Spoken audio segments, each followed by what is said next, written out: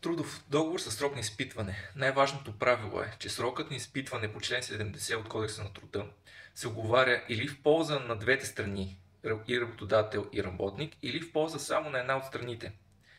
И тук ключовия момент включва само страната, в чиято полза е оговорен срокът за изпитване, може да прекрати договора на това основание без предизвестие, без срокове и без мотиви, но само в изпитателния срок на договора. Вмъквам пояснението, че въпреки че в договора може да има изпитателен срок, това не засяга вида на самия договор, т.е. договорът може още изначално да се изключен като договор за неопределено време. Прекратяването в изпитателния срок е едно потестативно, едностранно, в същото време договорено право, допустимо и предвидено в Кодекса на труда.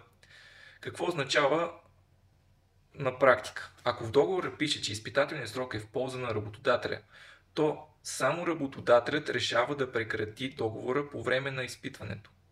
Ако в договора пише, че изпитателният срок е оговорен в полза на работника или служителя, само работникът или служителят ще има правото да напусне и да прекрати договора на това основание. Ако е в полза и на двете страни, всяко от тях може да прекрати договора на това основание по член 71 от Кодекса на труда. Важният акцент, на който искам да обърна внимание, е, че ако срокът е оговорен в полза на работодателя, работникът не може да прекрати трудовия си договор в изпитателния срок на това основание. Дори да иска да напусне веднага, той няма правото да го стори, а това може да го направи единствено работодателя. За работника ще остане възможността да напусне на друго основание, да кажем с предизвестието. Съпоставката между трудовия договор с клауза за срок на изпитване и напускането, прекратяването на трудовия договор с предизвестие от страна на работника по член 326 от Кодекса на труда е, че при втория случай, при прекратяването с предизвестие, правото е изцяло на работника или служителя, независимо дали има изпитателен срок или не. Тук ще е необходимо писмено предизвестие, което в предходно видео разясних, че при безсрочните договори е от 30 дни до 3 месеца, в зависимост какво е оговорено, съответно ако не е оговорено е 30 дни, а при срочните е 3 месеца. Предизвестието тече от следващия ден и може да бъде оттеглено само при определени условия.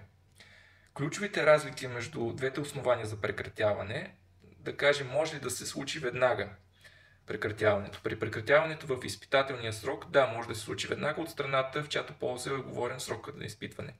При прекратяването с предизвестие от страна на работника, също може да се случи веднага, но ако се случи веднага, смисъл ако работник каже напускам от днес, напускам от утре, смисъл го изяви писмено пред работодателя си, ще дължи предизвестие за неспазния срок.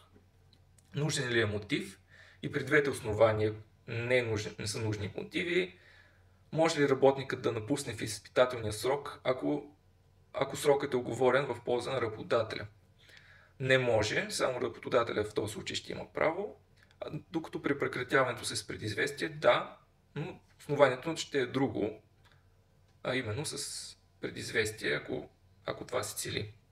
Заключение, прекратяването в изпитателния срок е право, което съществува само за страната, в чиято полза е оговорен този изпитателен срок. Изпитателният срок не означава автоматично, че двете страни могат да се оттеглят свободно, а всичко зависи от самата уговорка в договора. За още правни съвети и видеа може да ме последвате, а за конкретни ваши казуси да ме потърсите по възможните начини.